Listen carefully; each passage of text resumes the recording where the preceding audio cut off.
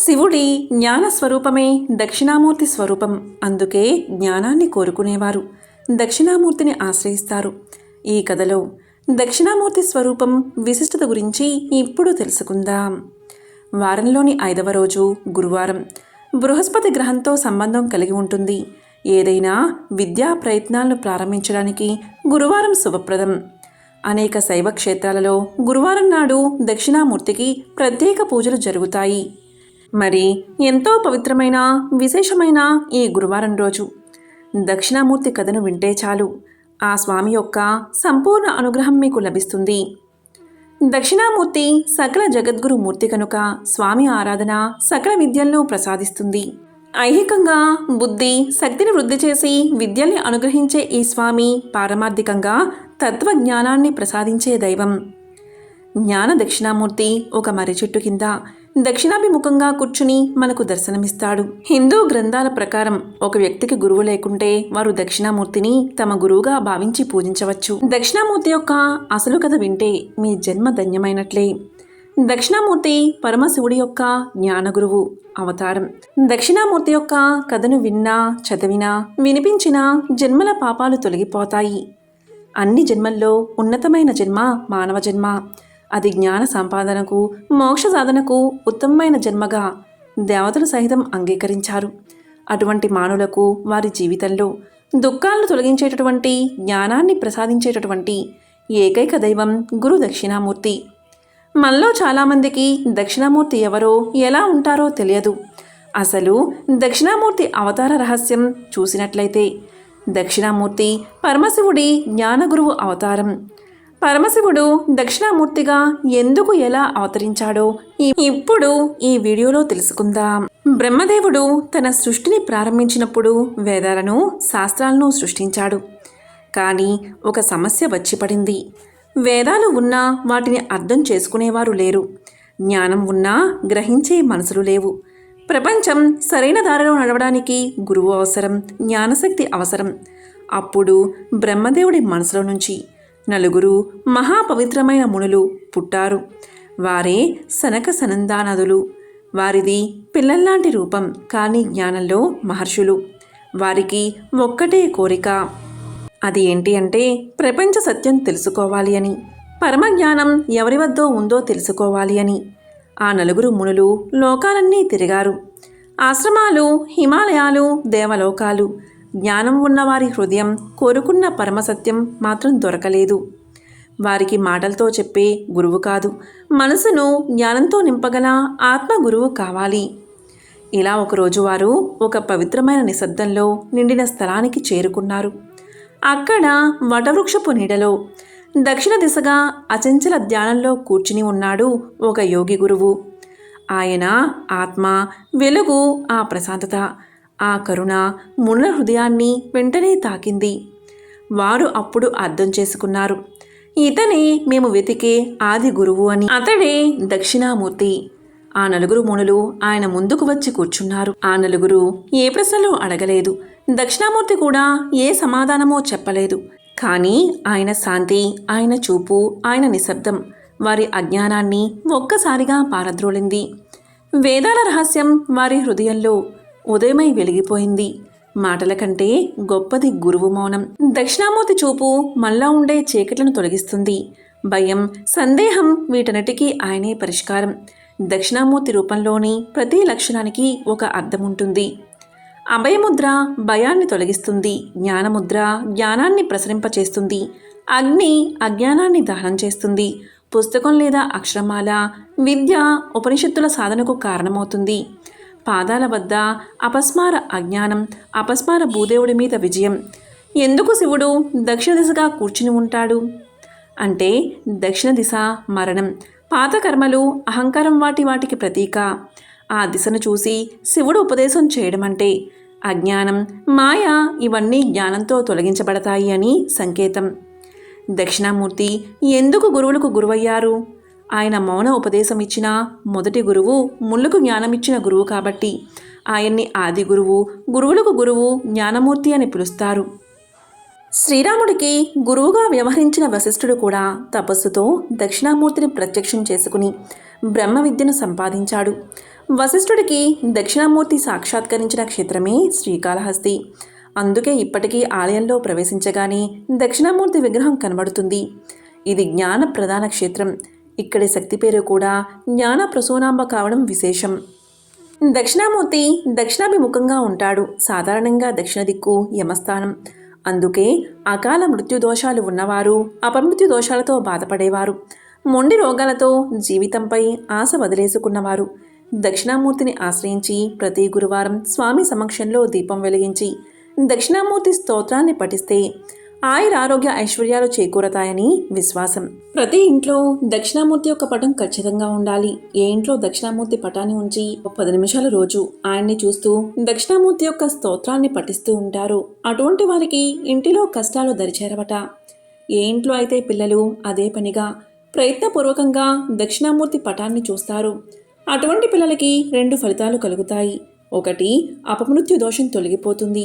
2, సరస్వతీ కటాక్షం కలుగుతుంది. అటువంటి పిల్లలు జీవితంలో ఉన్నత స్థాయికి చేరుకుంటారు. దక్షిణామూర్తిని చూసేటటువంటి వారికి, దక్షిణామూర్తి స్తోత్రాన్ని పఠించేటటువంటి వారికి తెలియక చేరేటువంటి పాపాలు నశిస్తాయి. వారికి రాబోయే కష్టాలు తొలగించి వారిని దక్షిణామూర్తి రక్షిస్తాడని పురాణాలు చెప్తున్నాయి. ఓం శ్రీ దక్షిణామూర్తయే నమః అనే మంత్రాన్ని తప్పనిసరిగా పఠించండి. ఒక ఊర్లో విష్ణుదత్తుడు అనే బ్రాహ్మణుడు ఉండేవాడు. అతడు శ్రీ దత్తాత్రేయుడి భక్తుడు. సర్వకాల సర్వావస్థల్లోనూ దత్తాత్రేయుణ్ణి ఆరాధిస్తూ ఉండేవాడు. ఈ విష్ణుదత్తుడికి జీవితంలో ఒక్కసారైనా దత్తాత్రేయుణ్ణి దర్శనం చేసుకుని తరించాలనే తపన ఉండేది. ప్రతిరోజు అతడు సంధ్య వార్చుకుని ఆ నీళ్లు తన ఇంటి ముందు ఉన్న రావి చెట్టు మొదట్లో పోసేవాడు. విష్ణుదత్తుని భార్య సుశీలమ్మ పరమ సాధ్వి. భర్తకు తగిన భార్య అయిన ఆమె తన ఇంటికి వచ్చిన అతిథులను ఆదరించి భోజనం పెట్టి పంపేది. అయితే వారి ఇంటి ముంగిట్లో ఉండే రావి చెట్టు మీద ఒక బ్రహ్మ రాక్షసుడు నివాసం ఉండేవాడు. విష్ణుదత్తుడు ప్రతిరోజు సంధ్య వార్చిన నీళ్లు చెట్టు మొదట్లో పోసినందువల్ల గాయత్రి మంత్ర ప్రభావం చేత ఆ రాక్షసుడికి శాపం తీరి తన లోకానికి వెళ్ళిపోతూ విష్ణుదత్తుణ్ణి పిలిచి ఇలా అన్నాడు: స్వామి, మీ దయవల్ల నాకు శాపం తీరింది. మీకేదైనా ఒక ఉపకారం చేసి పోవాలి అనుకుంటున్నాను. మీ కోరిక ఏమిటో చెప్పండి అని అడిగాడు. దానికి విష్ణుదత్తుడు ఇలా పలికాడు: నాయనా, నాకు శ్రీ దత్తుణ్ణి దర్శనం చేసుకోవాలనే కోరిక ఉంది. నీకు చేతనైతే అది చేయించు చాలు అన్నాడు. ఇక బ్రహ్మ రాక్షసుడు విష్ణుదత్తుడితో, నేను నీకు 3 సార్లు మాత్రమే దత్తుణ్ణి చూపిస్తాను. నీవు అతన్ని గుర్తుపట్టకపోతే నేనేమీ చేయలేను అని పలకగా అందుకు విష్ణుదత్తుడు ఒప్పుకుంటాడు. అప్పుడు బ్రహ్మరాక్షసుడు విష్ణుదత్తుణ్ణి తనతో తీసుకువెళ్ళి ఒక తాగుబోతుని చూపించి, అతనే దత్తుడు, నీవు వెళ్ళి కాళ్ళ మీద పడు అని చెప్పాడు. కాని విష్ణుదత్తుడికి ఆ తాగుబోతుని చూస్తే అసహ్యం కలిగి అతని దగ్గరికి పోకుండా తిరిగి ఇంటికి వెళ్ళిపోయాడు. అప్పుడు రాక్షసుడు విష్ణుదత్తుడితో, ఏమి తిరిగి వచ్చావు అనగా, నాకు దత్తుణ్ణి చూపించమంటే తాగుబోతుని చూపించావు, అందుకే తిరిగి వచ్చేశాను అని విష్ణుదత్తుడు సమాధానం చెప్పాడు. అప్పుడు బ్రహ్మరాక్షసుడు రెండవసారి విష్ణుదత్తుణ్ణి తీసుకువెళ్లి ఒక స్త్రీని తన తొడ మీద కూర్చోబెట్టుకుని ముచ్చటలాడుతున్న ఒక వ్యక్తిని చూపించి, అతడే దత్తుడు, వెళ్ళి అతని పాదాలపై పడి శరణు వేడుకో అన్నాడు. కాని కామానికి వసుడై ఉన్న అతన్ని చూసి అతడే దత్తాత్రేయుడంటే విష్ణుదత్తుడికి నమ్మకం కలగలేదు. మళ్లీ తిరిగి వచ్చేశాడు విష్ణుదత్తుడు. చివరికి బ్రహ్మరాక్షసుడు విష్ణుదత్తుడితో ఇలా అంటాడు: ఇదే నీకు చివరి అవకాశం. దత్తాత్రేయుడు తన భక్తులకు పరీక్షలు పెడుతూ ఉంటాడు. నీవు ఈసారి దత్తుణ్ణి శరణు కోరకుంటే నేనికేమీ చెయ్యలేను, నా లోకానికి వెళ్ళిపోతాను అంటాడు. బ్రహ్మరాక్షసుడు విష్ణుదత్తుడు ఇద్దరూ కలిసి శ్మశానానికి వెళ్తారు. అక్కడ శవాలతో ఉన్న ఒక వ్యక్తిని చూపి బ్రహ్మ రాక్షసుడు ఆయనే దత్తప్రభువు అని చెబుతాడు. విష్ణుదత్తుడు వెళ్ళి భక్తితో ఆయన కాళ్లను గట్టిగా పట్టుకుంటాడు. అప్పుడు దత్తాత్రేయ స్వామి విష్ణుదత్తుడికి తన నిజరూప దర్శనం ఇచ్చి, భక్తా, ఏమి కావాలో కోరుకో అని అడుగుతాడు. కానీ విష్ణుదత్తుడికి ఏమి కోరాలో తెలియక ఇలా అంటాడు. ప్రభూ, నేను ఇప్పుడే ఇంటికి వెళ్ళి నా భార్యను అడిగి వస్తాను అంటాడు. తన భార్య సుశీలమ్మకు దత్తుడి దర్శనం గురించి చెప్పి ఆయన్ని ఏమి కోరుకుందామని అడగగా ఆమె ఇలా చెప్తుంది. స్వామి, మరో 2 రోజుల్లో మీ తండ్రిగారి ఆబ్దికం వస్తుంది కదా, దానికి దత్తస్వామిని భక్తగా రమ్మని పిలవండి అని చెప్తుంది భర్తకి. ఇక విష్ణుదత్తుడు దత్తాత్రేయుడి వద్దకు వచ్చి స్వామికి నమస్కారం చేసి తన భార్య చెప్పినట్లుగా స్వామి, మీరు మా ఇంటికి భక్తగా రావాలి అని కోరతాడు. అందుకు దత్తప్రభువు సరే వస్తాను, నీవు వెళ్ళి ఏర్పాటు చేసుకో అని అభయమిస్తాడు. ఇక విష్ణుదత్తుడు సుశీలమ్మ సాక్షాత్తు ఆ దత్తుడే తమ ఇంటికి భక్తగా వస్తున్నందుకు పరమ సంతోషంతో అవసరమైన ఏర్పాట్లు చేసుకుంటారు. చివరకు ఆబ్దికం రోజు రానే వచ్చింది. మధ్యాహ్నం వేళ దత్త ప్రభువు భోక్తగా విష్ణుదత్తుడు ఇంటికి రాగా సుశీలమ్మ విష్ణుదత్తులు ఎంతో ఆనందంతో స్వామికి కాళ్ళు కడిగి ఇంట్లోకి ఆహ్వానిస్తారు. అప్పుడు దత్తుడు వచ్చి పీట మీద కూర్చుని మిగతా 2 భోక్తలు ఎక్కడా అని అడిగితే అప్పుడు ఆ దంపతులకు దత్తప్రభు వస్తున్నారు అనే సంతోషంతో మిగతా 2 పిలవడం మర్చిపోయామని గుర్తుకు వచ్చింది. ఆ సమయంలో మహాసాధ్వి అయిన సుశీలమ్మ అగ్నిదేవుణ్ణి ప్రార్థించగా ఆయన భోక్తగా వచ్చారు. 2వ భోక్తగా సూర్యదేవుణ్ణి పిలవగా ఆయన వచ్చారు. ఆబ్దికం శాస్త్రోక్తంగా నిర్వహించారు. భోక్తలు 3 దంపతులను దీవించి వెళ్లారు. చివరగా దత్తప్రభువు ఆ దంపతులను ఆశీర్వదిస్తూ మీరు ఇహలోకంలో ధార్మిక జీవనాన్ని గడిపి అంత్యమున వైకుంఠానికి వస్తారని అనుగ్రహిస్తాడు. శ్రీ దత్తాత్రేయ స్వామి అనుగ్రహంతో విష్ణుదత్తుడు సుశీలమ్మ జీవితమంతా ధార్మికంగా గడిపి ఆఖరున విష్ణు సాయుధ్యాన్ని పొందారు. అనగాష్టమి వ్రత మహత్య వర్ణమును శ్రీ వేదవ్యాస మహాముని అనుగ్రహించిన శ్రీ భవిష్య మహాపురాణంలోని ఉత్తర పర్వంలో ఉంది. ఒకసారి దీపకుడు తన గురువుగారికి నమస్కారం చేసి ఇలా అడిగాడు. ఓ గురుదేవా, పూర్వం జంబుడు అనే దైత్యుడు దేవతలను ఓడించాడని, తరువాత శ్రీ దత్త భగవానుడు ఆ దైత్యులను సంహరించి ఇంద్రాది అమరులకు రక్షణ కల్పించాడని విన్నాను. అయితే శ్రీ దత్తుల వారు అతనితో నిజంగా యుద్ధం చేశారా లేక యోగబలంతో జయించారా?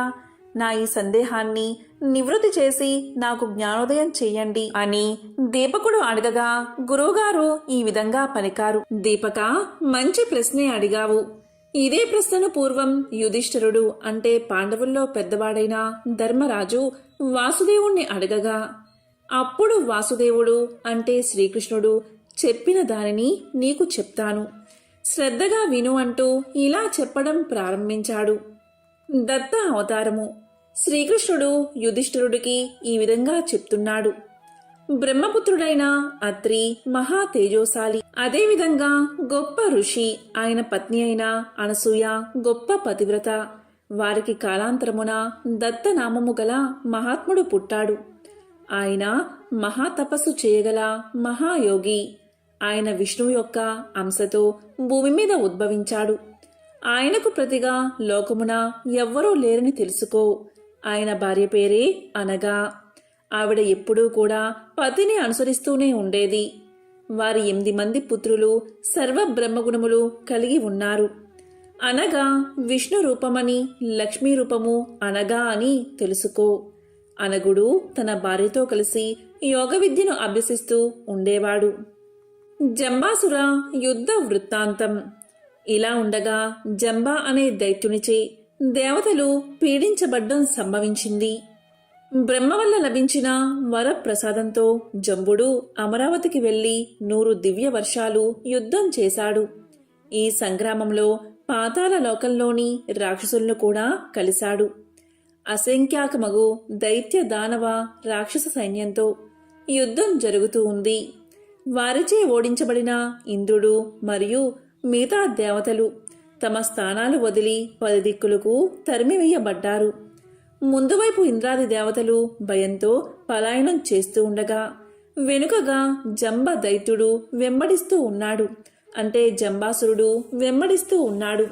బాణ సంగాతములతో, గద, ముసల, ముద్గరాది ఆయుధాలతో దైత్యులు పోరాటం చేస్తూ ఉన్నారు. అడవి దున్నలపై, గేదెలపై, పులులపై, కోతులపై మరియు ఇతర జంతువులపై ఎక్కిన రాక్షసులు దేవతలపై బండరాళ్లను, శరములను కురిపిస్తూ వెంబడించారు. అలా దేవతలు వింధ్యగిరిపై అనగా మరియు అనగా దంపతులు నివసిస్తున్న ఆశ్రమానికి చేరుకున్నారు. అంటే దత్తాత్రేయుడు అలాగే ఆయన భార్య అయిన అనగా దంపతులు నివసిస్తున్న ఆశ్రమానికి చేరుకున్నారు దేవతలు. అక్కడకు చేరుకున్న అమరులు అంటే దేవతలు దత్తాత్రేయ స్వామివారిని అనగాదేవిని శరణు కోరుతూ ఇలా పలికారు: ఓ దేవదేవా, జగన్నాథ, శంఖచక్ర గదాధర, పాహి పాహి, ఆపదలో ఉన్న మాకు శరమును ఇవ్వు. జంబ రాక్షసుని చేతిలో మాకు పరాజయం వచ్చింది. మీ చరణ పద్మములు కాక సురులకు అంటే దేవతలకు, భక్తులకు ఇంకేం గతి లేదు. కాబట్టి ఓ దేవదేవా, దేవతలైన మేము మీ ఆశ్రయమునకు వచ్చాము అని పలికారు. వారి బాధను విన్న దత్తాత్రేయ స్వామి తన దేవి అయిన అనగాదేవి వైపు లీలగా చూశాడు. దేవతలకు ధైర్యాన్ని చెప్పాడు. ఇంతలో అక్కడికి రాక్షసులు ప్రహరణం చేస్తూ వచ్చారు. అక్కడ ఉన్న అనగాదేవిని చూసి ఆమె అందానికి పరవశులై మదము నిండిన చిత్తంతో ఈమెకు పువ్వులు పళ్ళు ఇస్తామని ఎత్తుకుపోసాగారు. ఇది గమనించిన దత్తులవారు తన ధ్యానాగ్నిచే వారిని స్తంభింపచేశాడు.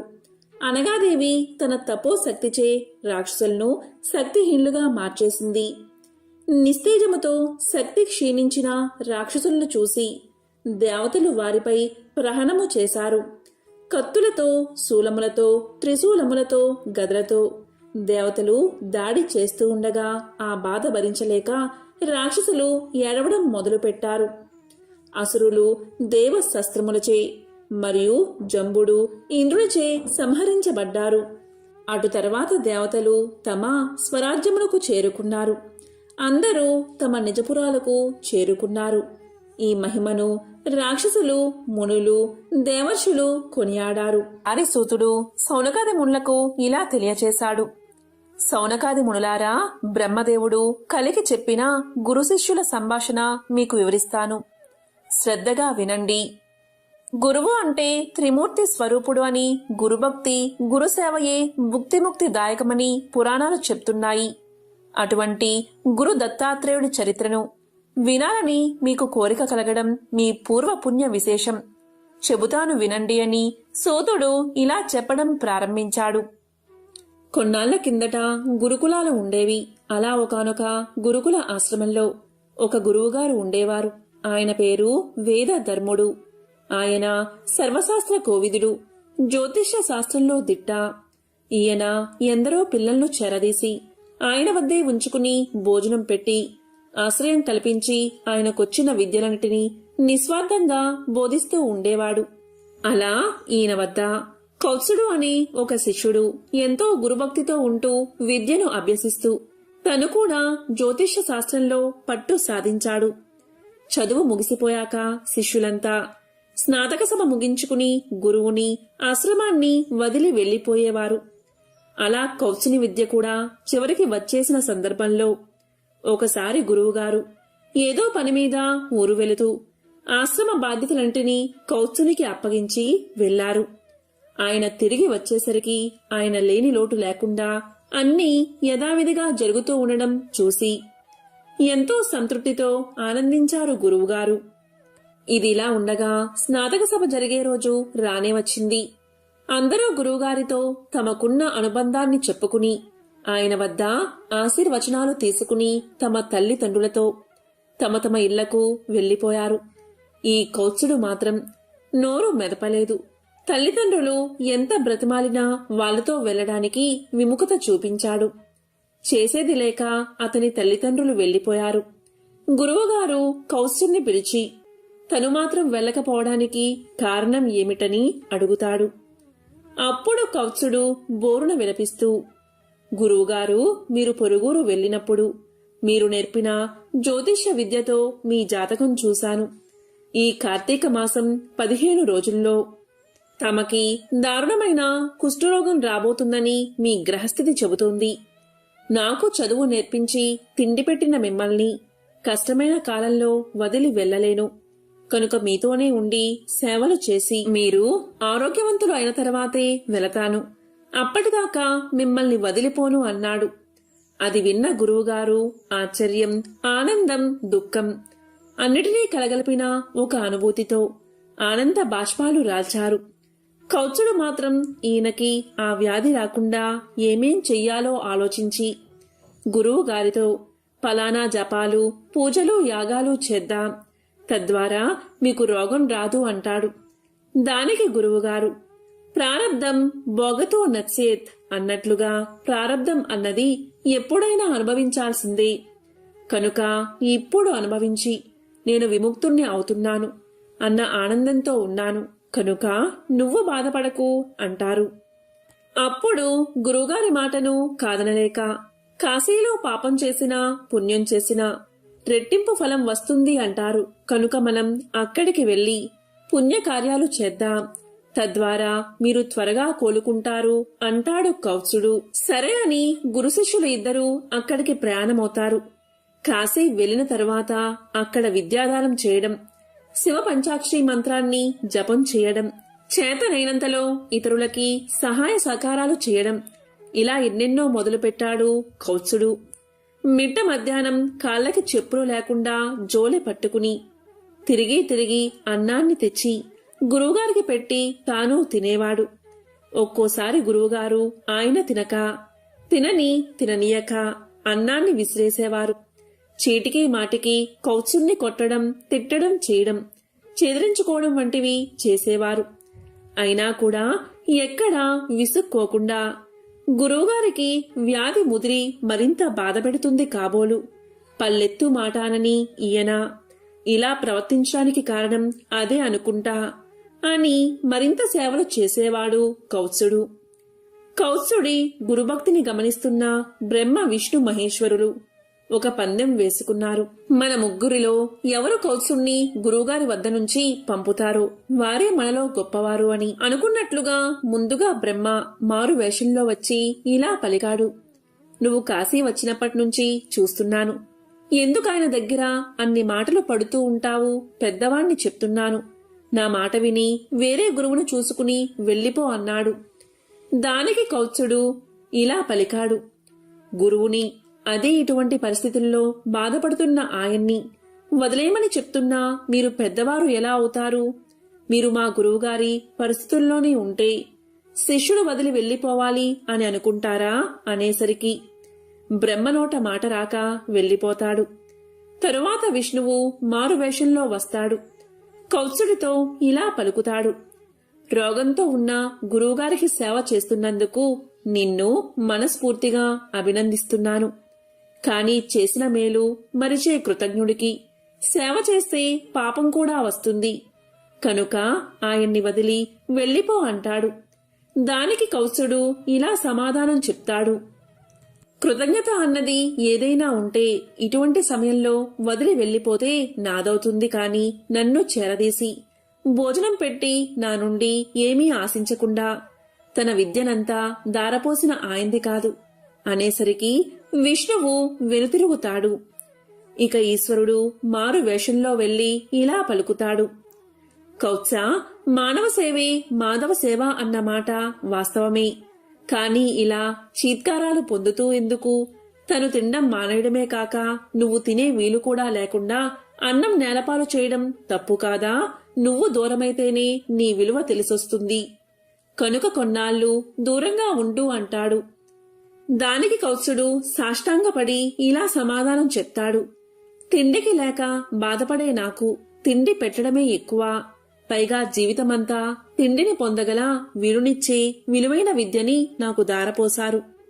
కొన్ని సంవత్సరాల పాటు ఉచితంగా భోజనం పెట్టి వృద్ధి చేసిన ఆయనకి కొన్ని రోజులు నన్ను ఉపవాసం ఉండేలా చేసే హక్కు ఉంది.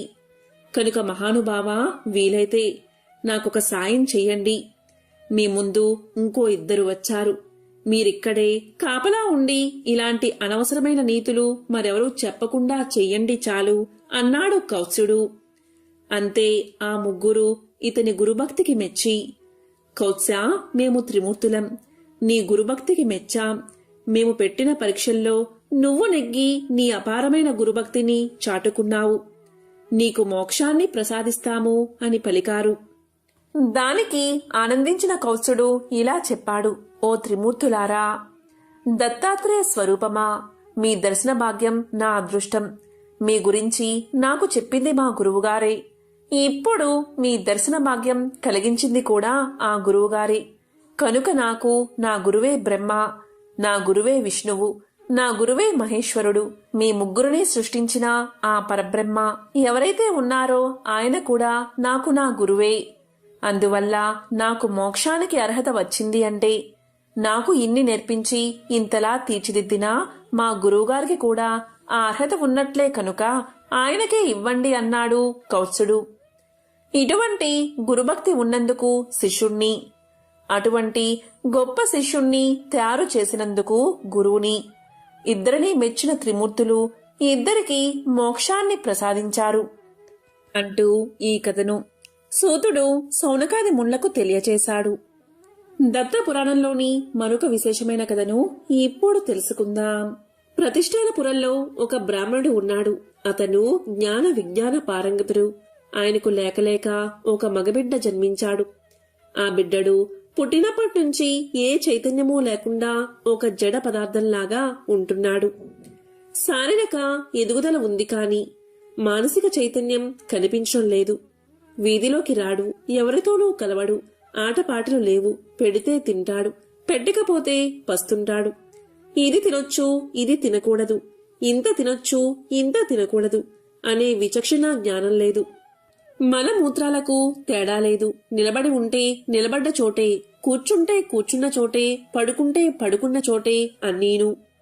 ఏదో పిశాచం పట్టినవాడిలా ఎప్పుడూ ఏకాంతాన్ని కోరుకుంటూ, ఎవరితో కలవాలన్నా పలకాలన్నా భయపడుతూ, చదువు సంధ్యలు లేకుండా ఇంటిలోనే పడి ఉన్న కొడుకును చూసి ఆ దంపతులు ఎంతో కుమిలిపోతూ ఉండేవారు. దాన ధర్మాలు, తీర్థయాత్రలు, నోములు, జపాలు, వ్రతాలు, గ్రహశాంతులు అన్నీ అయ్యాయి. అన్ని రకాల వైద్యాలు అయ్యాయి. సొమ్ము కరిగిపోయింది. కాని కుర్రవాడిలో మాత్రం మార్పులేదు. విష్ణుదత్తుడి మహిమ గురించి విని ఆ దంపతులు బిడ్డను తీసుకువెళ్లారు. చూపించి పరిస్థితి వివరించారు. మహానుభావా, మాకు ఒక్కగానొక్క కొడుకు, దయచేసి వెన్ని మామూలు మనిషిని చెయ్యండి అని పాదాల మీద పడి ప్రార్థించారు. విష్ణుదత్తుడు ఆ బిడ్డవైపు నిశితంగా చూశాడు. విషయం అర్థమైంది. అతన్ని తన దగ్గర ఉంచుకుని తల్లిదండ్రుల్ని భోజనం చెయ్యమని చెప్పి లోపలకు పంపించాడు. వాళ్ళు అలా వెళ్ళగానే ఆ బిడ్డతో విష్ణుదత్తుడు ఇలా అన్నాడు, బ్రహ్మాన్, తమరెవరు? ఎందుకు ఇక్కడికి వచ్చారు? పనేమిటి? ఏమి చేస్తున్నారు? హాయిగా మీ ఇంటికి మీరు వెళ్ళండి, సుఖాలు అనుభవించండి, సుఖంగా భుజించండి. ఇప్పుడు నన్ను ఏమి చెయ్యమంటారో చెప్పండి, ఈ జడ్డితనాన్ని వదిలేయండి అని విష్ణుదత్త యోగి అనేసరికి ఆ శిశుయోగి పెదవి విప్పి ఇలా పలికాడు, ఏం చెయ్యను, ఎక్కడికి వెళ్ళను, ఏది స్వీకరించను, ఏది పరిత్యజించను. కల్పాంతంలో నీటితో నిండిపోయినట్లు ఈ విశ్వం ఆత్మ పదార్థంలో నిండిపోయింది. అంతా నేనే, నేను సదానందమయుణ్ణి. నాకింకా భోక్తం ఏమిటి, పరిత్యాజం ఏమిటి? అన్నమూ నేనే, మంత్రమూ నేనే, మరొకటి నేనే, అన్నీ నేనే, అంతా నేనే అని పలకగా ఆ మాటలకు విష్ణుదత్తుడు చాలా సంబరపడ్డాడు. మృదువుగా కౌగలించుకున్నాడు. నాయనా, నిజమే, అంతా నువ్వే, అన్నీ నువ్వే, విశ్వమంతా ఆత్మ పదార్థమే. అలాంటప్పుడు కర్మను ఆచరించకపోవడం ఎంతటిదో ఆచరించడం అంతటిదే కదా. ఆచరించినందువల్ల నీకు ఏ దోషం చుట్టుకుంటుందో చెప్పు. నిష్కామ కర్మాచరణంతో జీవన్ముక్తుడివై సుఖంగా జీవించు. కర్మాచరణం నువ్వు చెయ్యి, ఎదుటివారికి నేర్పు, ఆదర్శప్రాయంగా నిలబడు. లోకం కోసం కొన్ని పనులు చెయ్యాలి. ఇందువల్ల కర్మానుబంధం చుట్టుకోదా అని నువ్వు అడగవచ్చు. చుట్టుకోదు. ఎందుకంటే ఏ బంధమైనా దేహాభిమానం వల్ల పుడుతుంది. దాన్ని వదలడమే కదా ముక్తి అంటే. ఓ శిశు యోగీశ్వరా, సస్వరూపం తెలుసుకో. ఇక్కడ నీకు కర్మానుబంధం లేదు. మాన అవమానాల వల్ల కలిగే గుణదోషాలు కూడా అభిమానం వల్లే. కనుక దేహాభిమానం వదిలేస్తే గుణమూ లేదు, దోషమూ లేదు, బంధమూ లేదు. ఓ బాలయోగి, మోక్షమనేది ఎక్కడో ఆకాశం మీదనో, పాతాళంలోనో, భూగోళం మీదనో లేదు, మనలోనే ఉంటుంది. అహంకార రూపమైన విమోహం నశించడమే మోక్షమంటే. ఇదేమంత కష్టం కాదు. పువ్వులు కోయడం కన్నా, కన్నులు మూసుకోవడం కన్నా అహంకార పరిత్యాగం చాలా తేలికైన పని. ఇందులో ఏ కొంచెం కష్టం కూడా లేదు. ఎందుకంటే ఇది మనస్సు పని కనుక. ఈ మనసుకు ఉన్న చాంచల్యం అన్నిటికీ మూలం. కాబట్టి నీవు ఈ జడత్వాన్ని విడిచిపెట్టి నిరహంకారంగా, నిర్మమంగా కర్మాచరం చెయ్యి. నువ్వు నాకు ఇష్టమైన వాడివి. తల్లిదండ్రుల్ని సంతోషపరచాలి అనే సంగతి ఆలోచించు. కొంతకాలం వాళ్ళకి ఇష్టంగా జీవించు. వాళ్ళు వెళ్లిపోయాక నీ ఇష్టం. అప్పుడు యథేచ్ఛగా సంచరించవచ్చు. అప్పుడు నిన్నెవరూ నిర్బంధించరు అని విష్ణుదత్తుడు పలకగా శిశుయోగి అందుకు అంగీకరించాడు. ఇక భోజనం ముగించి వచ్చిన తల్లిదండ్రులు తమ బిడ్డలో వచ్చిన మార్పును చూసి ఎంతో ఆనందపడ్డారు. సుశీల విష్ణుదత్తులకు కృతజ్ఞతగా సాగిలపడి మొక్కారు. ఏం మంత్రం వేశావో, ఏం వైద్యం చేశావో కృపానిధి, క్షణంలో మావాడికి కొత్త జీవితం ప్రసాదించావు. నీ మేలు జన్మజన్మలకి మరిచిపోమంటూ బిడ్డను తీసుకుని ఆ దంపతులు సంతోషంగా ఇంటికి వెళ్లిపోయారు. ఆ శిశుయోగి తల్లిదండ్రులు ఉన్నంతకాలం వారికి ప్రీతికరంగా మెలిగి, ఆ పైన బంధ విముక్తుడై ఊరు ఇల్లు వాకిలి అన్నిటినీ విడిచి ఆత్మరతుడై ఈ భూగోళం మీదకి ఎక్కడికో వెళ్లిపోయాడు. దత్తపురాణంలోని మరొక విశేషమైన కథను ఇప్పుడు విందాం. పూర్వం నైషధ మహానగరంలో హేమకుండలుడు అనే వైశ్యుడు ఉండేవాడు. కుబేరుడితో సాటివచ్చే సంపన్నుడు. విప్ర అగ్ని దేవతా పూజలు తప్పక చేసే అలవాటు ఉన్నవాడు. కృషి, వాణిజ్యము అతని ప్రధాన వృత్తులు. గోవుల్ని, గుర్రాల్ని, గేదెల్ని కొనడం, బాగా పెంచడం, ఎక్కువ సొమ్ముకి అమ్మడంతో బాగా ఆర్జించాడు. పాలు, పెరుగు, మజ్జిగ, గడ్డి, గాదం, కట్టెలు, కందమూల ఫలాలు, ఉప్పు, జాజికాయలు, పిప్పళ్ళు, రకరకాల ధాన్యాలు, కూరగాయలు, వంట నూనెలు, వస్త్రాలు, ధాతువులు, బెల్లము, కలకండ. ఒకటేమిటి, అన్నిటినీ క్రయావిక్రయాలు చేసేవాడు. లాభాలు బాగా గడించేవాడు. సంపన్లోకెల్లా సంపన్నుడు అయ్యాడు. అమ్మడం, కొనడం, లాభాలు గడించడం, ఈ వ్యాపకంలోనే అతడికి తెలియకుండానే వయస్సు గడిచిపోయింది. దీంతో సంపాదించిన ధనంలో 6వ వంతు తీసి చకచక ధర్మ కార్యాలు చేశాడు. శివ, విష్ణు దేవాలయాలు కట్టించాడు. సముద్రమంతటి చెరువు తవ్వించాడు.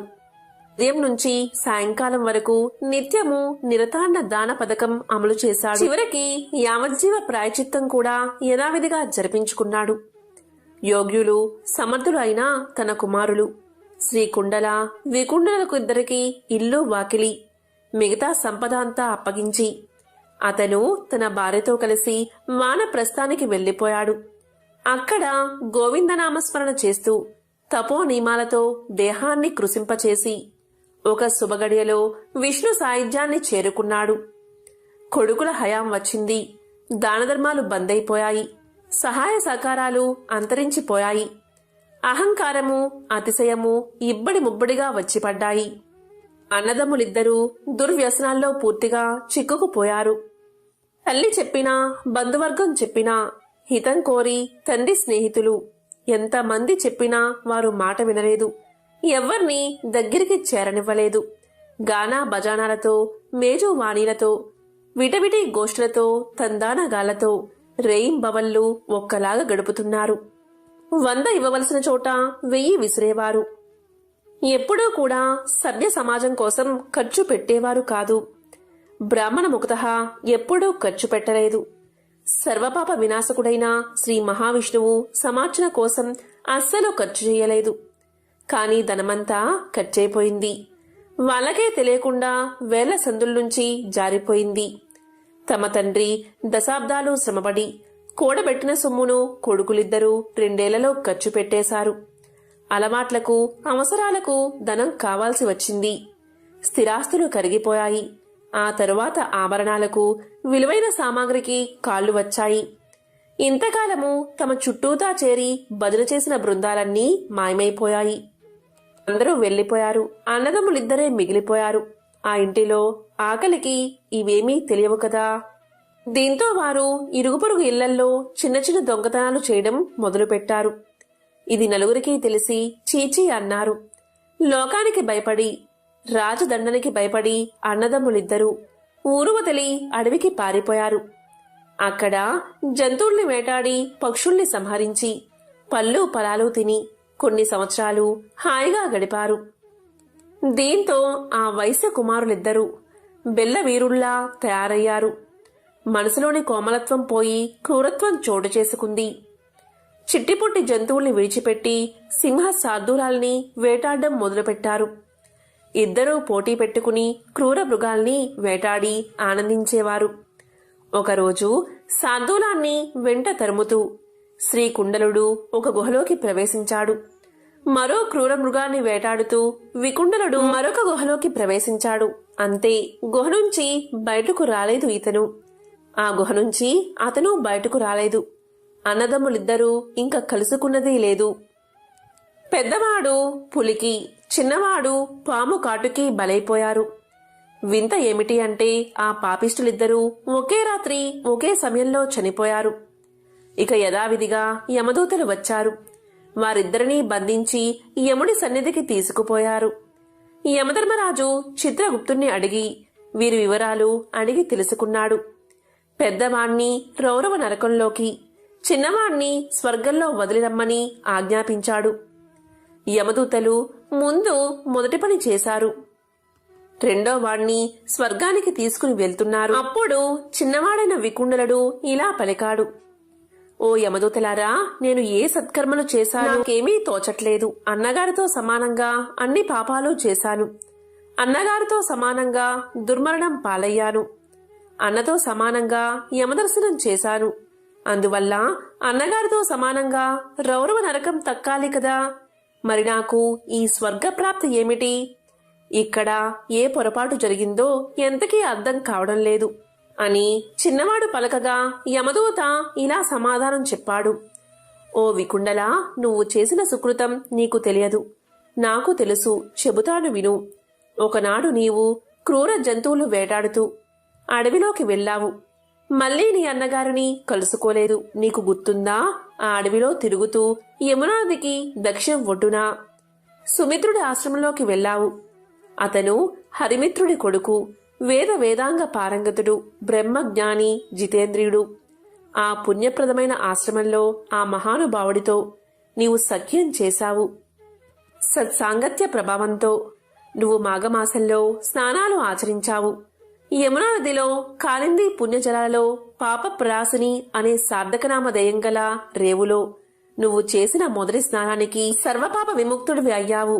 ఇక రెండో స్నానానికి ఫలితంగా ఇదిగో స్వర్గాన్ని పొందావు అని యమదూత వికుండలుడికి తెలియచేశాడు. కాబట్టి సజ్జన సాంగత్యం అంతటి ఫలితాన్ని ఇస్తుంది.